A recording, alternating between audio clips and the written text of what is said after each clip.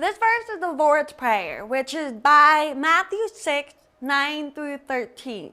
The verse starts as, Our Father in heaven, hallowed, which means holy, hallowed your name, your kingdom come, your will be done on earth as in heaven.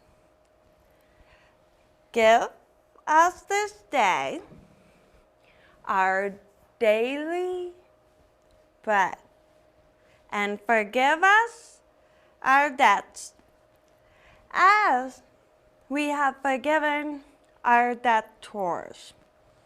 Do not bring us from this time of trial, but rescue us from the evil one.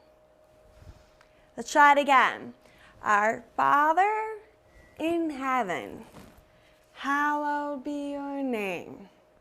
Your kingdom come, your will be done, on earth as in heaven. Give us this day our daily bread.